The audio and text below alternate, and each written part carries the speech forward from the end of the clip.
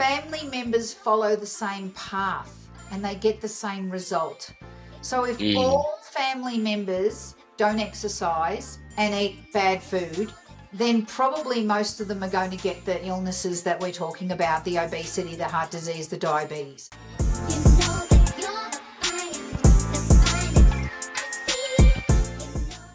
Welcome to another episode of Let's See Plants. I'm your host KD. Today we have a special guest. She's a author and a mother, and she have a book that's coming out called Fabulous Health. Welcome, Terry. How you doing?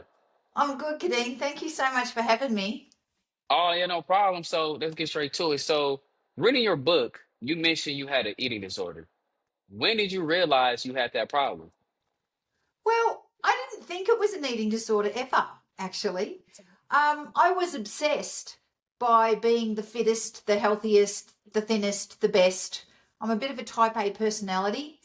Okay. And it's only when I looked back on it years later when I realized that I was weighing and measuring every single stick of food that I had to the gram, like just, and Yeah. I had books and books and books of these macro counters. So I would know Hmm. exactly how much protein I was having in every meal and how many grams of carbs. And if I went over on my carbohydrates or whatever at lunchtime, I would not eat them at dinner time. And I thought I was being efficient. I Yeah. thought I was doing the best I could for myself. I was using a plan. And this is prior to me ever having any nutrition information, before I got my Okay. degree in sports science, before I got my master's in nutrition.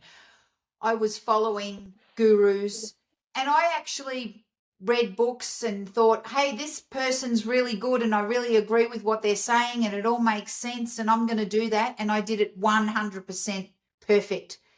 But Oh, okay. a human body is not 100% at any time.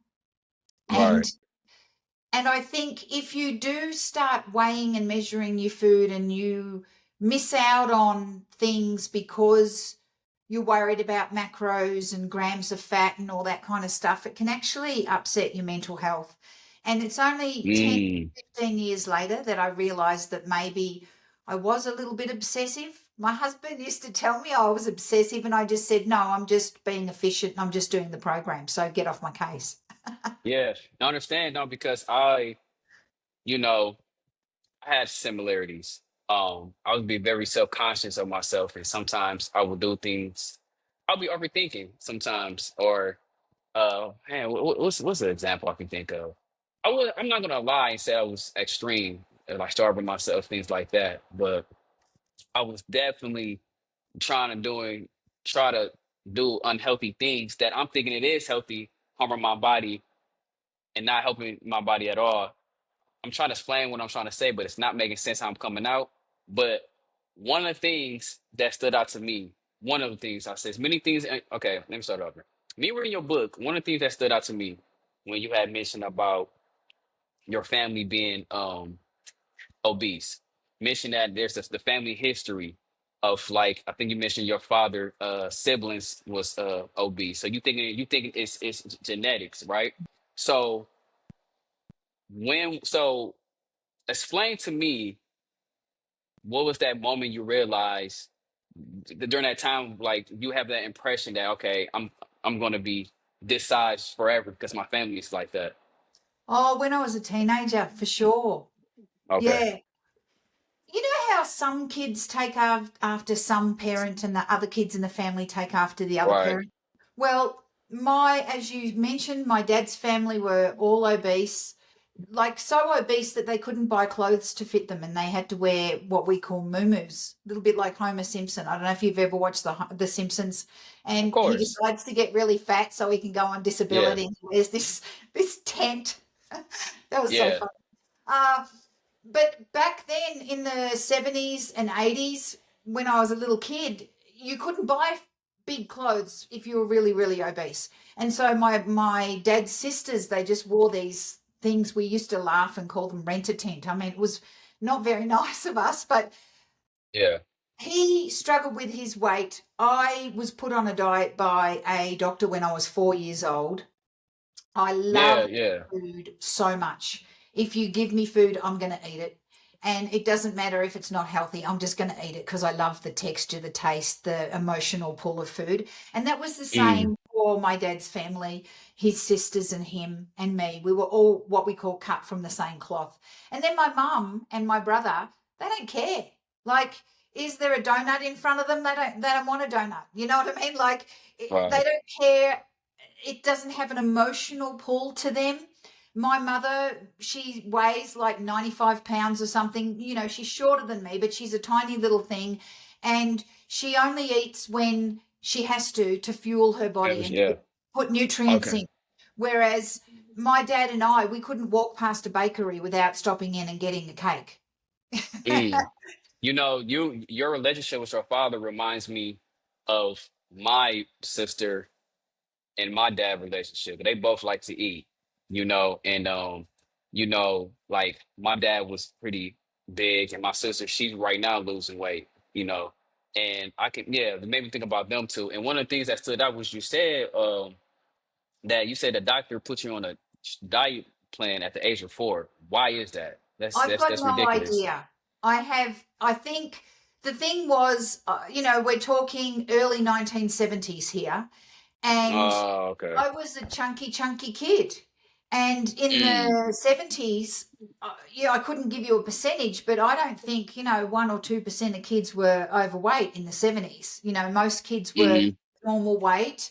And I managed to put on a lot of weight as a very young child. And my parents thought that maybe there was something wrong with my metabolism or something. I couldn't tell you why, but it was just the start of a struggle that I've had basically my whole life. I always need to be conscious of what goes in my body. If Yeah. I ate the way my desires, like I really like fatty food. I like cakes and I like Hmm. cookies and I like chocolates and I like fries and I like all that stuff. If I ate like that, and my nutrition knowledge now tells me if anybody eats like that, you're going to put on weight. And I have a propensity to put on weight probably easier than my mother and my brother. So just from the time I was a kid, it was always in my brain that I couldn't have that stuff. I had to eat healthy food if I wanted to maintain a healthy weight. And then when I became uh, pubescent, 13, 14, 15, as I became a woman, and I got really thin because I just decided that exercise was going to be my way to stay the weight that I wanted to be. And as my Okay. body changed, exercise was always my go to. So I could still eat the occasional cake or Yeah. the occasional donut, but I would burn it all off with lots and lots of exercise. And I have been exercising my whole life. I started organized exercise at age 8. My mum put me into swimming training and calisthenics training when I was 8. And I've just never stopped exercising. And I think that's awesome and I love it. But It's now, good. as I get older, I've worked out there's a balance, right? There's a balance between how much exercise you can do. You don't want to do too much because that's actually unhealthy. I've been there and done that, burn yourself out. And also how much of the so-called bad food, the food that has the emotional pull that may not be healthy for us, I can eat. So, for example, I can have, some tater tots or something and not beat myself up about it because I know Yeah. the 99% of the other time that I'm eating healthy food. And I do find healthy food tasty. Yeah, and I want to ask you this too. Not to cut you off, I'm sorry, but when you said, I want to backtrack of you being 4 years old and they put on this strict diet plan. Did that kind of develop some insecurities growing up?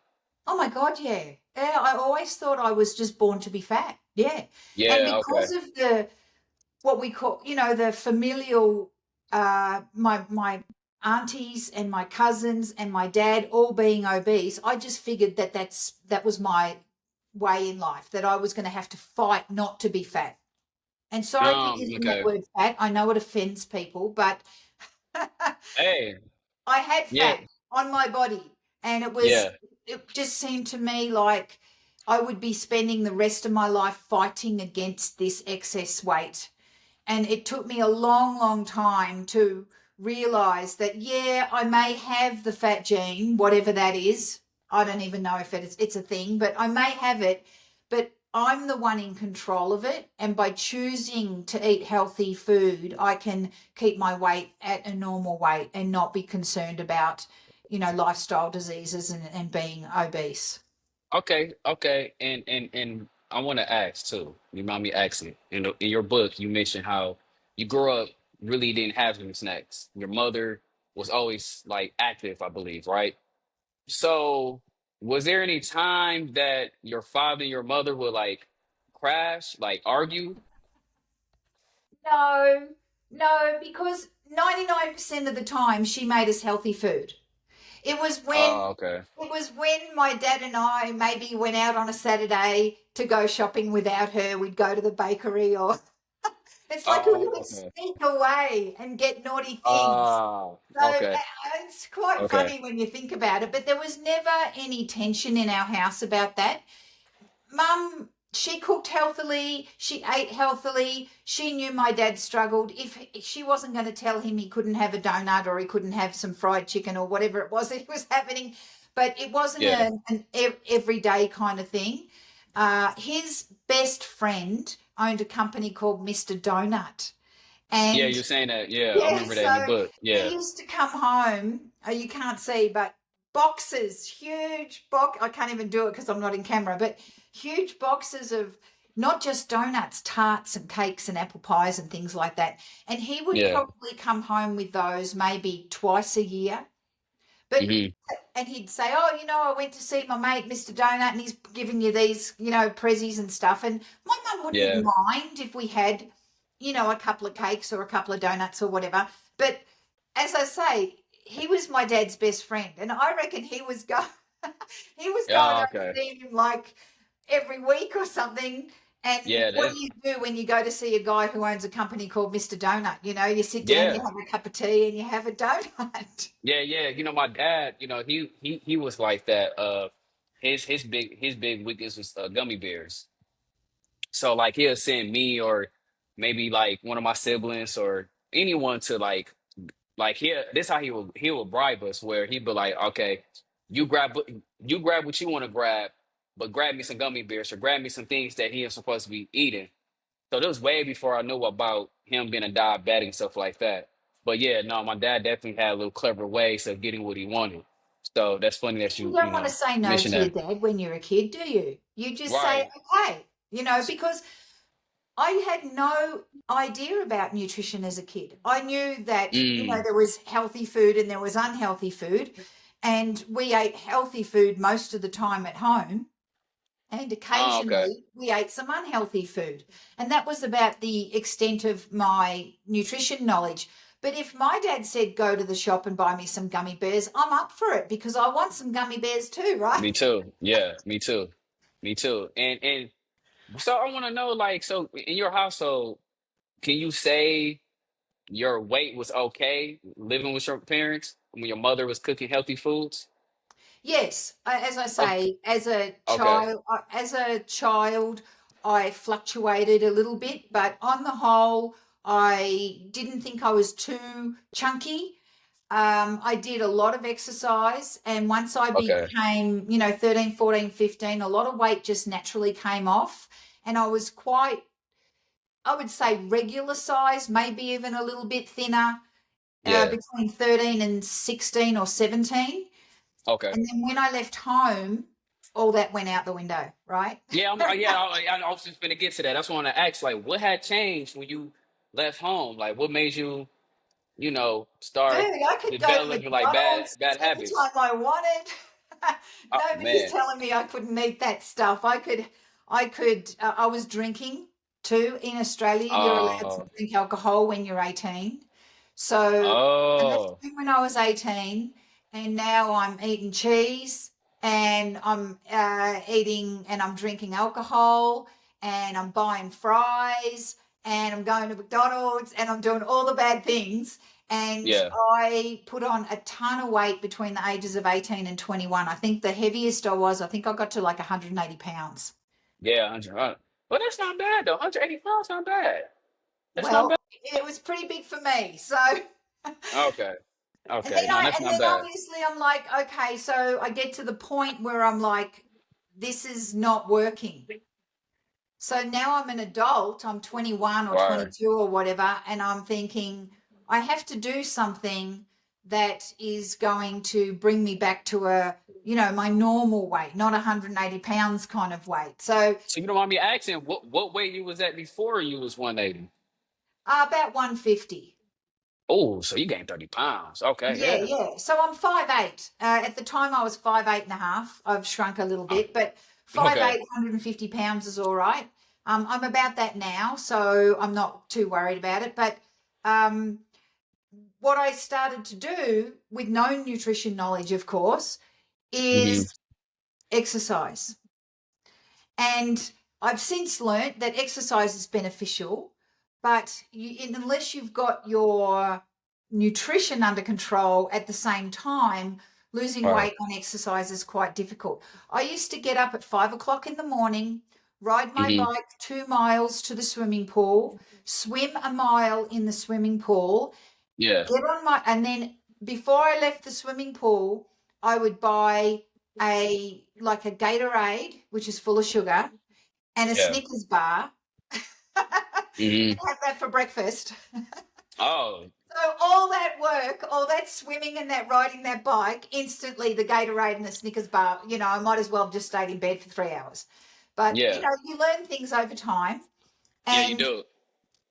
And and and, then and you said something, sorry to cut you off, but this is something I do want to ask because I can relate to this. In your book, you said you were looking to lose weight for the wrong reasons. You said you was more concerned with fitting into skinny jeans than keeping your already, I can't say that word, arteries. arteries clean. So during that time, you were saying you were swimming and riding a bike. Was that during that time you were doing it for the wrong reasons? And what made you realize that okay, I'm working off like what made you came to that conclusion? I don't know. I think it's just over time. I think you're right. As a young woman, all I cared about was being thin and fit. I wanted to be thin and Yeah, fit. But, yeah, I'm telling you now, a Snickers bar and a Gatorade after exercising is not going to help you reach your health goals. So right.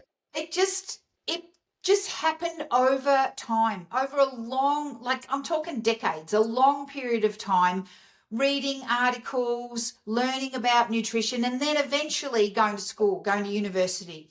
I didn't get Hmm. my undergraduate degree until I was in my 40s, and I didn't get Okay. my master's degree until I was 50.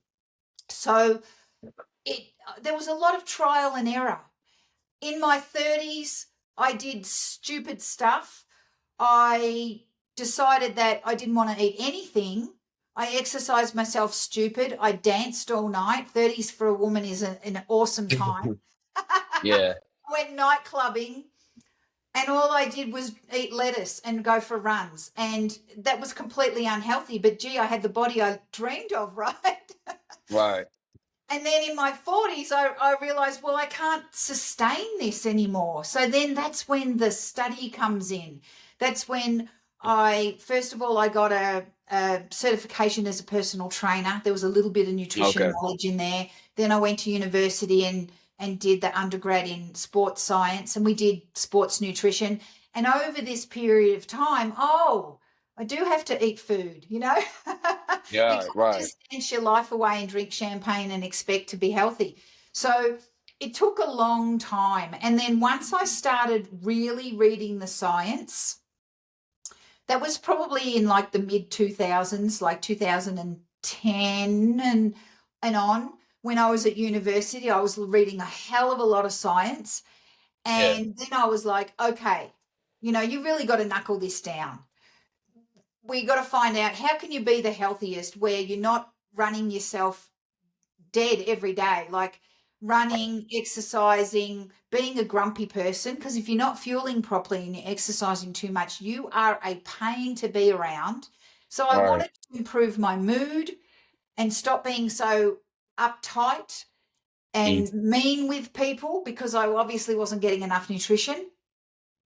And I wanted to make it sustainable. So once I started reading the science and realized, well, the way to sustainable health is to eat adequate amounts of food, and that food needs to be whole food. It needs to be whole plant food, and it needs to be nourishing food. And instead of counting calories, you need to be counting plants and making sure that Yeah. you get enough volume in your stomach so that the nutrients are in your body. And then all of a sudden, it's like, the light goes Yeah, yeah, off yeah, and yeah, this yeah, yeah. rainbow and the stars. And it's like, oh my goodness, I don't have to fight with my body anymore Yeah, because I'm getting the nutrients from the plants, and the plants are full of nutrients and they're not very calorific. So you can eat tons of them and you don't even have to yeah. worry about it. And I can relate to that because I was losing weight for the wrong reasons. I was more trying to lose weight for the image. And like right now, like when I switched to being a vegan, I've been vegan for 5 years, and I was eating a lot of like vegan processed foods, and I didn't know that with these foods that I'm eating, I'm not receiving my minerals. And you mentioned about eating like whole food, like plant based and stuff like that. I'm just now starting to, and I see the difference of me eating that more consistently than me eating like the bad vegan food and stuff like that. So yeah, but to get back on topic, but yes, I can relate to that because I was definitely losing weight for the wrong reasons. It took me a long time to realize that like I'm doing it for the wrong reasons and not doing it for the right reasons. And even though I just turned 30, now I'm more focused on keeping my arteries clean and getting the minerals that I need. Because hopefully, if I'm blessed enough to make it to your age, I want to keep moving and grooving. Not, Yeah, you I think you know, should be blessed enough to get a lot older than me. yeah, yeah, yeah, yeah. And you said something that I can relate to about your dad. When you found out about your father passed away, you say your mother was, I believe you, correct me if I'm wrong, your mother was kind of hesitant to tell you or something like that. Instead, she basically said that, no, no, no, no, let me rephrase that. Basically, your mother said your father got killed, That's but right. that's not, yeah. So why do you feel that he got killed? Even though he died from a heart attack, but you feel like he got killed. Why is that? It's interesting that she used that word, right? She didn't Yeah, tell me that he died. She said he was killed. yeah. And the day that he died, he actually had a heart attack while he was flying a plane. And we didn't know that he had the heart attack. We thought the plane just crashed and that he was killed in a plane crash. And it wasn't until Oh, months later, after we got the coroner's report, that the coroner said, no, he was dead before the plane hit the ground. And that's what caused the plane crash, is because he was the pilot and nobody could fly the plane anymore. It was a little plane. It wasn't a huge plane. It wasn't like on autopilot. There was no autopilot. There was him and that was it, right? So that's why, what I put in my book is, even though, the plane crashed, he was dead before. And I believe that his body killed him. It's like his body murdered him because it mm, was clogged up with atherosclerosis in the arteries. And his heart couldn't get any blood because there was this goop in the arteries. And the goop in the arteries, it's not natural. It's not a natural part of aging like they used to think of. And it's not luck. It's not yeah, just bad luck. It's like when people yeah, get cancer, it's not bad luck that people got cancer. It's 20, 30 years of different things happening to your body. So in the beginning, I was really angry. I was like, why did you do this to yourself? Why did you allow your arteries to be clogged with garbage? And it took me a really, really long time to take away that anger and to not blame him anymore, because he was doing the best he could do. Yeah, he was eating the donuts and the bad things and yeah, going to the fish and chip shop and getting fries and he was doing all that. But back in the time that brought him to the heart attack was his life, like from the 50s and 60s and the 70s and the 80s. those decades of his life Yeah. brought him to a heart attack. And during that time, nobody knew. The They didn't doctors have the didn't knowledge. know. He went Yeah. to the doctor with what he thought was reflux. Have you ever heard of reflux? Yeah. Reflux is Yeah. where you eat something acidic and it feels like it's coming back in your throat and it's burning your throat. And he thought every time he eats a cucumber, he gets this reflux stuff. Well, it wasn't reflux, it was a thing called angina. Angina is when the heart muscle is starved of oxygen, but not so much that it stops. So it's when the arteries, they go from here to here and they're small and a little tiny weeny bit of blood can come through. And then the heart's like, oh, I want to pump, I want to pump, I want to pump, but I can't, there's not enough blood. And that causes this pain in your chest, and that's called Hmm. angina. So my dad was getting angina for, I'm going to say, years, because when I was a kid, he always said, oh, I get heartburn, blah, blah, blah. And the doctors said, well, I don't know, stop eating cucumbers, right? They didn't say to him, how much saturated fat are you eating? How much dairy you are eating? How much red meat are you eating? Are you exercising? They didn't ask those questions because But I want to ask, did you try to talk to him about, hey, Dad, maybe you I should was a change your kid. diet? Oh, okay. That's the problem. And then I blamed myself, right? So then I blamed Um, myself for years. Why couldn't I save him? Why couldn't I help him? Why was I not there for him? And the fact of the matter is, I was a kid. I had no clue. Even as a young adult, I still hadn't started my nutrition education. I had just as much clue as him, zero. So okay. we all wish we could go back in time and Yeah. change. Yeah. But for me, I would have to go back to birth and say, when I woke up, when I was born, say, hey, Dad, stop eating that meat. Hey, Dad, stop eating that dairy. Yeah. Hey, Dad, stop eating those donuts. But And you but just but can't blame yourself for but stuff like that. so I want to ask because like you got older and you've been adult and you working out stuff like that, there was no signs of your dad being overweight or having any health issues at all? Well, he was always trying. He was always on a diet. Okay. He was always trying his best. And Okay. he would golf. He would play golf. He would walk a lot.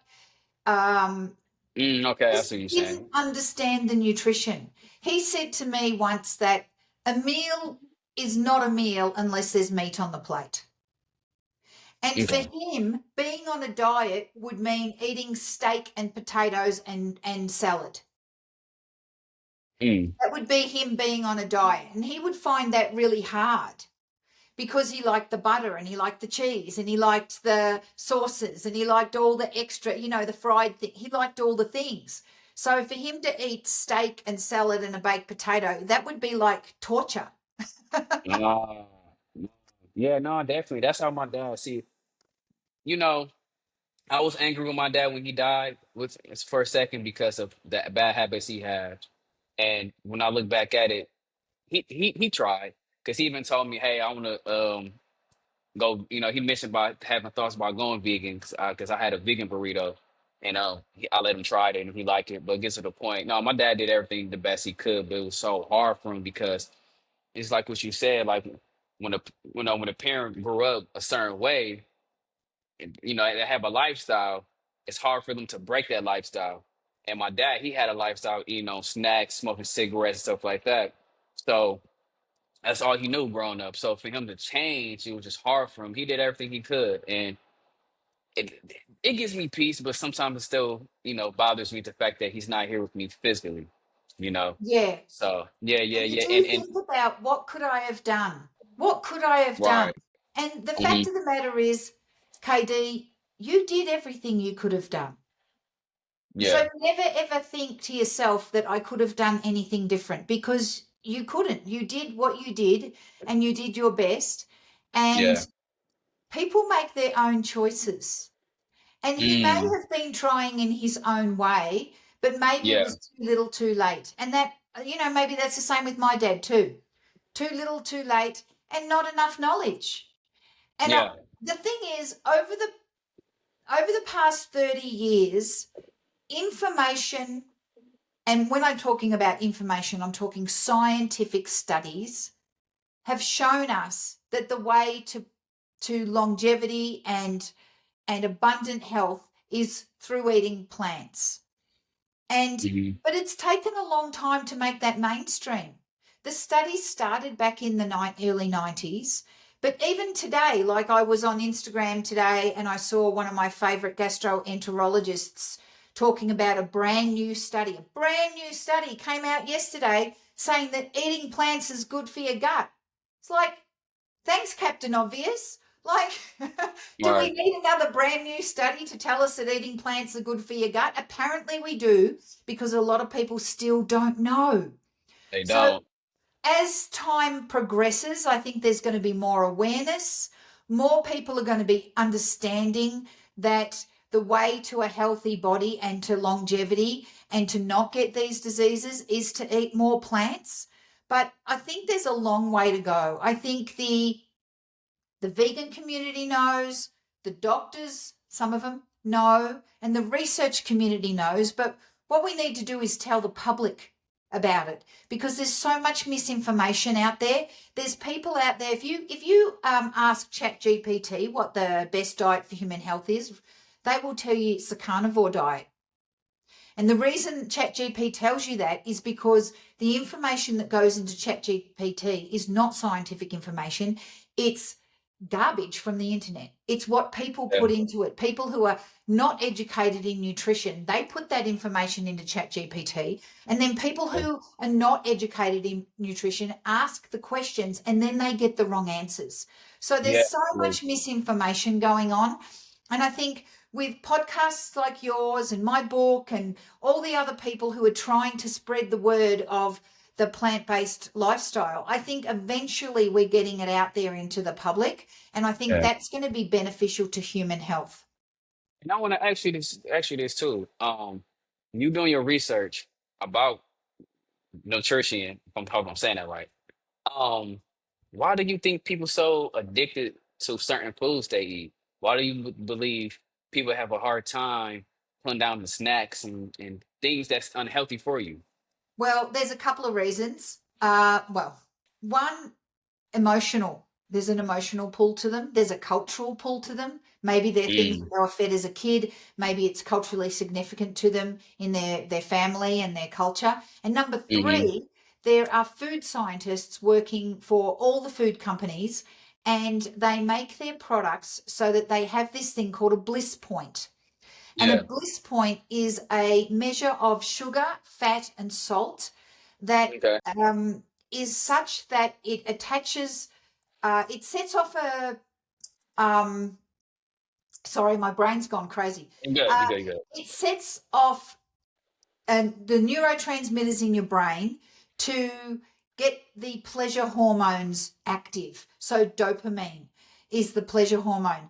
And when you eat these foods, the little sparkly lights go off in your brain, and your brain says, "Oh, I like this. I want some more of this." And it's actually addictive to the brain. So that's why when you get one of those tins of potato chips, I mean, the potato chip brand, they had a slogan, once you pop, you just can't stop. And that's not Yeah. just a slogan, that was by design. The food scientists made the potato chips such that the pleasure center in the brain gets lit up and your brain says, gimme, gimme, gimme, gimme, gimme more. And then you finish that pack of potato chips or whatever. And then the next time you go to the supermarket, as soon as you see the potato chip packet, your brain says, ah, I remember that, give me more, give me more. And then your hand goes out and you buy them again. So it's not people's fault that they can't stop eating these addictive foods, Yeah, I because believe. the So, brain's but do you addicted. so do you think there's solutions to for people to stop being so addicted to the bad foods, like the junk food and stuff like that? Because Yeah. I believe only solution I can think of is just really fasting. That helps me with that. But what's your suggestion if you have one? Fasting fasting is beneficial. It's more beneficial to men than it is to women. Oh, okay. Yeah. And men seem to find it easier than women. And I'm not saying across the board, every single woman. I'm sure some woman's going to be watching this and says, no, fasting is awesome for me. I love it. I'd never change it. So, and that's fine too. But it tends to be more difficult for women, and it doesn't have the same effect as it does with men, particularly with postmenopausal women, as it does with men. But Okay. what happens is if you fill your body full of processed food and chemicals and addictive substances, you're like a junkie, like you're like a drug junkie, but with food. Yeah. And what happens is a human person can only eat between 4 and 5 pounds of food a day. Doesn't matter what it is. If it's 5 pounds of chocolate or 5 pounds of kale, it doesn't matter. That's about how Yeah. much you can fit in your stomach. So if you're fitting 4 pounds of junk in your tummy, then there's no room for any healthy food. So my suggestion is just try and crowd out the unhealthy stuff by adding some healthy Mhm. food. So when you want a snack, if you instead of going for the potato chips, go for a banana or an apple or an orange or something that's sweet so it fills that void. When you're wanting something crunchy, maybe you can get like a whole grain cracker instead of a deep fried potato chip. So it's still got that crunch, because food is not just nutrition, it's Mhm. sensory. If I Mhm. said to you, if you wanted some potato chips and I said, have a kale salad, you'd be like, no, Yeah. because it's not the same sensory experience. But if you said, I want some potato chips, and I said to you, no problem, slice up a potato, shove it in the air fryer for 5 minutes and eat it, you'd be like, oh, cool. That's a kind of a potato chip, but it doesn't have the Yeah. addictive qualities, but you're filling your body with real whole food. And that's why in my book, I have recipes for cookies and muffins and Yeah. things that people want. So if you want a cupcake, you're going to say no to a piece of broccoli. It's just not even on the same planet. But Right. if I say have this healthy, whole grain muffin with berries, you're going to go, okay, that's a reasonable swap. I can do that. Okay. Man, and two, you doing your research and knowledge you have, do you believe bad health runs in family, like obesity and diabetes and stuff like that? I personally don't think so. Okay, what happens is family members follow the same path and they get the same result. So if Mm. all family members don't exercise and eat bad food, then probably most of them are going to get the illnesses that we're talking about, the obesity, the heart disease, the diabetes. But if one Mm. family member stops and says, hang on a minute, I don't want to have diabetes and I don't want to have heart disease and I don't want to be obese, and I'm going to start looking after my body and I'm going to start fueling it with whole plant foods and I'm going to start exercising and I'm going to get good sleep, because there's lots of different things that you need to do to be a healthy person. It's not just what you eat and how you exercise. There's getting good sleep, there's reducing stress, there's not taking risky substances like alcohol and smoking and recreational drugs, and there's connection to others, and there's stress reduction. All those things go into being a healthy human being. If one person in that family starts to live a healthier lifestyle, I pretty much can guarantee that they're going to reduce their risk of all those diseases. So a lot of people think that it's genetic. There may be some genetic component, but Dr. Caldwell Esselstyn, who is a cardiologist, he said this fantastic thing. He said genetics loads the gun, but lifestyle pulls the trigger. So even Mm. though you may have a genetic propensity to a disease, for example, I have a genetic propensity to heart disease. I've had the test. But because of my lifestyle, I'm not going down that road. I have great hope and that I will not die of a heart attack because I'm taking the steps not to die of a heart attack. I saw what happened to my dad because he didn't have the knowledge and he didn't take those steps. Now I'm taking the steps, so I'm not going to be as at risk as he would. And yeah, Okay. it's really difficult if your whole family eats that way and you live with these people and you surround yourselves Yeah. with these people, and then you have to turn up with healthy food that doesn't look like the food that they eat and doesn't taste like the food that they eat, and you're the weirdo. It's very hard. Yeah. So, Yeah. but absolutely, I agree with you. Illness only runs in families if you let it, unless, of course, it's some weird, rare genetic ailment that's congenital, Yeah. i.e., you got it when you were born and you can't, change it. But even Yeah. things like that, you can make better with a whole food plant-based diet. And I mean this when I say, for example, type 1 diabetes. Little kids get type 1 diabetes, and some adults now too, but mostly type 1 diabetes. Little kids get it. It's an autoimmune disease. You can get Yeah. it from a virus. You can, your body, basically, your own body attacks the pancreas, which is the organ in your body that produces insulin, and it kills off Yeah. all these beta cells, and then your body can't produce insulin. So then you're diabetic. Yeah. Even people who have that autoimmune disease can benefit by being on a whole food plant-based diet because it lessens their need for injectable insulin.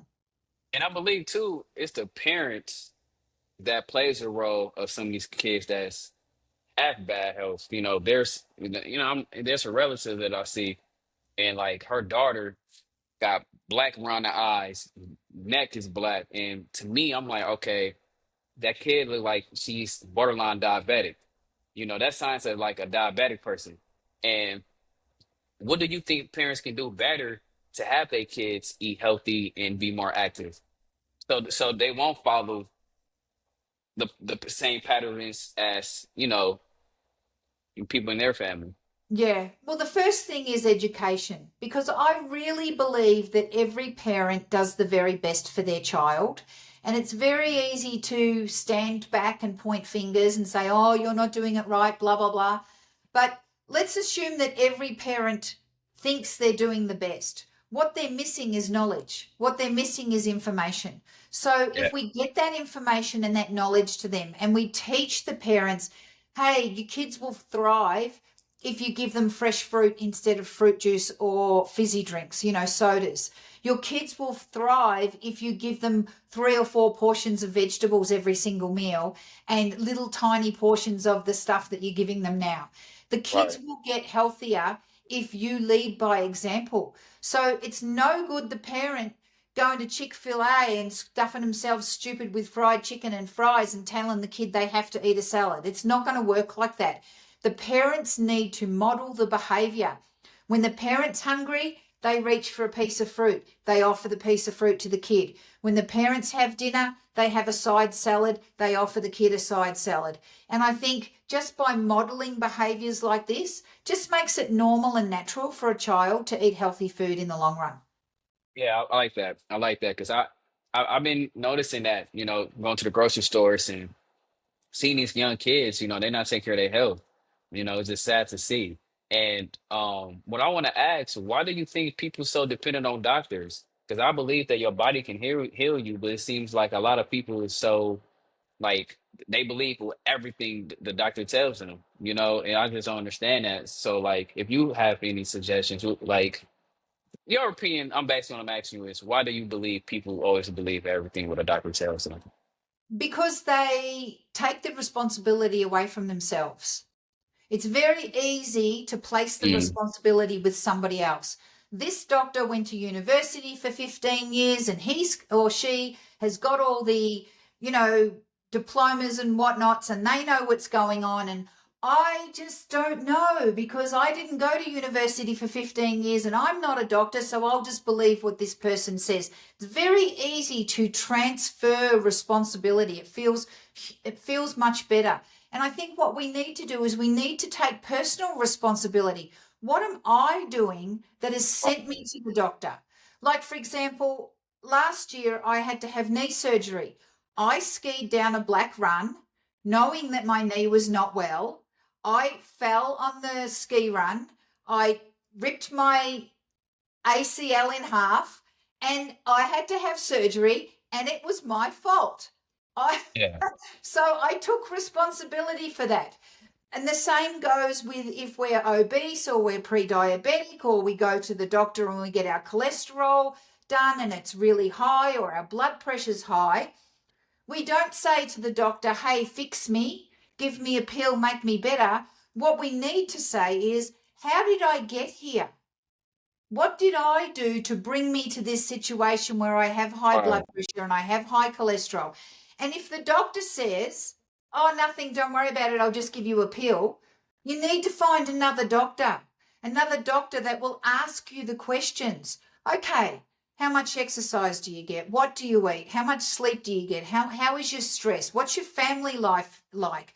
All the questions. And unfortunately, doctors in the normal everyday medical system, they don't have that much time.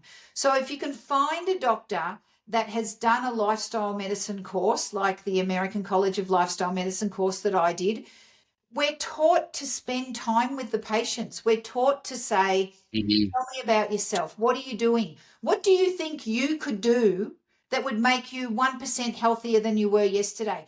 Rather than just saying, oh, here's a prescription, go do these 15 things, eat more broccoli, go for a run every day, get 17 hours of sleep a day or whatever. It's all too much and too overwhelming for people. You need to put it in their basket and say, okay, KD, tell me what you're doing that would make you think that your blood pressure is a little high. And then the patient's going, well, I have been really stressed at work and the kids are driving me nuts and blah. Okay, well, what can we do to relieve a little bit of that stress? So it's a Yeah. conversation. And I think if medical practitioners spend more time with people and they can have that conversation, then people can take responsibility and they can take the power back. And I think it's really important for people to be empowered to take that power back and make choices for themselves that are healthy. And that's the entire reason why I wrote the book. Can I show the book? I'm going to show the Yeah, book. sure. There, oh, hang on. Where's the camera? Right there. There's the book. The entire reason I wrote this book was so that people could read it and they could take actions that help them. And Yeah. look, I'm not telling everybody to eat a kale salad every day, although that would be awesome. If you think kale sucks and you never ever want to eat it, then just think about, what is it that I eat that's made from a plant that I already like? Oh, I like bananas. Okay, well, eat a banana a day. Oh, I like carrots. Okay, well, have a bag of carrots in the fridge all the time. And when you're hungry, just grab a few. So it's all about people starting where they are and moving one step at a time towards health. And I do say in my book, and I say to all the people I talk to, every bite that you put in your mouth either leads you towards health or away from health. And I don't mean Mm. that every time you're just about to chow down on that hamburger, you freak out and go, oh no, I'm leading myself towards health, away from health. But if you've got that hamburger in your hand and you think, is this helping my health or is it hindering? Maybe the Hmm. next time you're at the food court, instead of choosing the hamburger, you go choose the salad or the stir-fried vegetables with tofu, or whatever it is, that the acai bowl, which I can't pronounce that. Yeah, you Whatever it good. is a little bit healthier for you. And that's what I try to instill in people. You don't It's have to good. be 100% perfect today or tomorrow. You just need to be 1% better than you were yesterday and make Yeah. choices that bring you towards health. Yeah. And this is one of my last questions I want to ask, and I can't not ask you this. What made you, because you was vegetarian for 25 years, right? Yep. Okay. So what made you be completely plant-based, and what gave you the motivation to put the meat down? So I stopped eating meat when I was 18. So Okay. that's like 40 years ago. Okay. And the reason I stopped eating meat when I was 18 was I told you before, I was getting a bit chunky and I had no knowledge of nutrition whatsoever. And I wanted to lose weight. And I thought, what can I give up that's not chocolate? And Hmm. I didn't like killing the cow. I was sympathetic and empathetic and compassionate towards the cow, and I thought, well, that's it. I'm not eating meat anymore because I don't want to hurt the cows. So that was the start. But I still ate cheese and milk and eggs for 25 years or 30 years. And Yeah. then the science started hitting me over the head. I had a girlfriend. I still have a girlfriend. I've known her since I was 12 years old, and she's Yeah. been vegan for, I don't know, maybe 30, 35 years. And she Okay. used to send me horrific images and horrific information about animal cruelty, and I could not handle it. It was too much for me. I save animals by not eating them. It doesn't do me good to watch the videos of them being hurt. I just can't handle it. It's not in my nature to want to see that stuff. And one day I sent her a message and I said to her, you can't send me that stuff anymore. I don't eat the meat. And she said, well, what about the dairy cows? I said, there's nothing wrong with milk. And she sent me an article about the dangers of Mhm. dairy. And it was science. It wasn't just some random thing from the internet.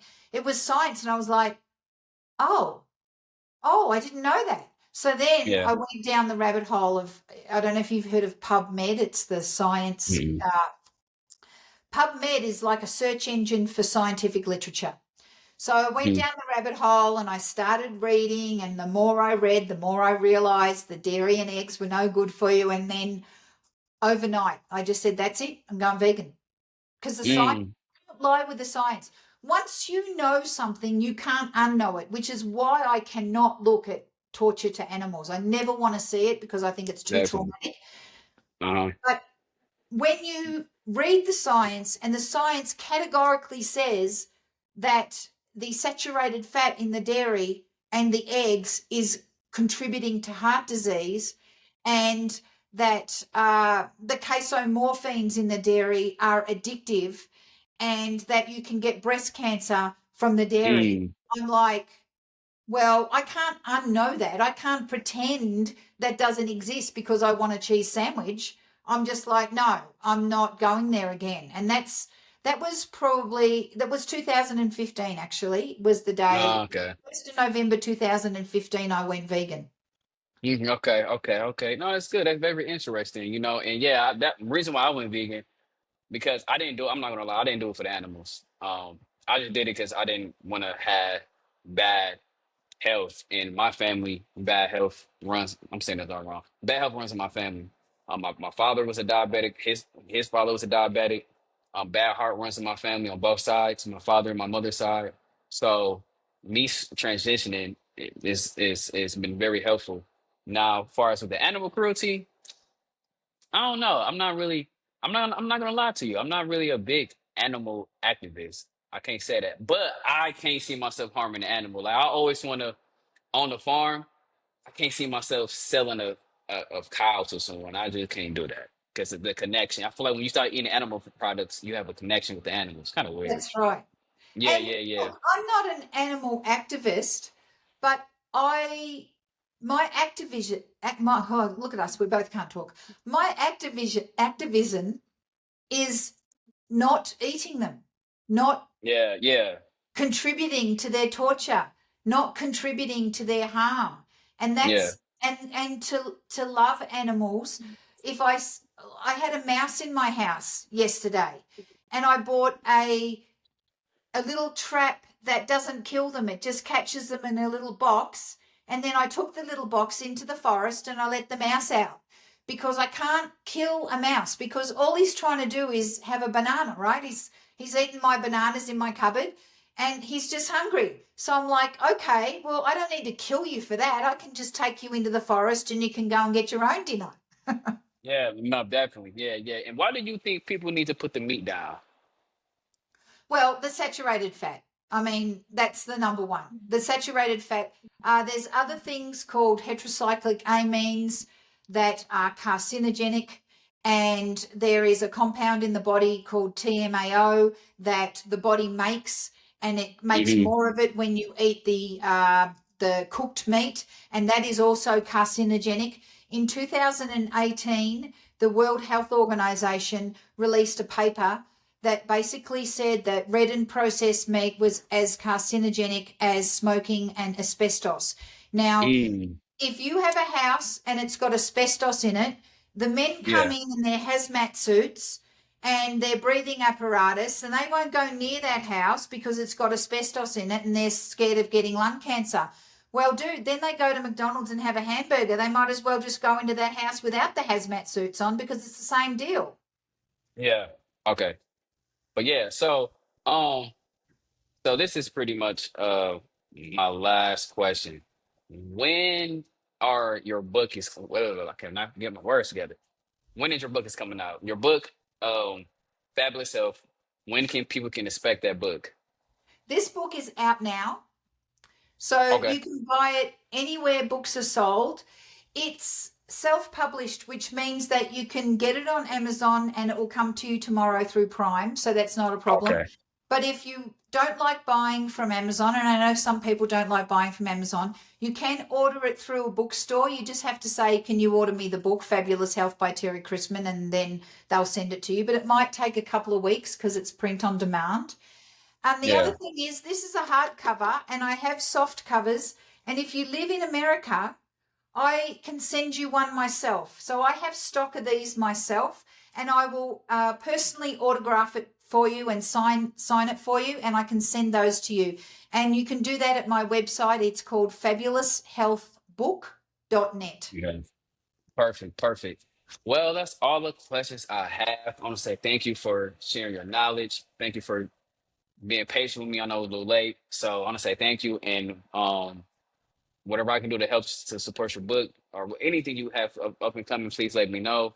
And yeah, thank you again. That's all the questions I have. Awesome. Thanks, KD. Thank you so much for having me. And I really appreciate you trying to champion the plant-based lifestyle as well. I think it's Thank you. awesome of you.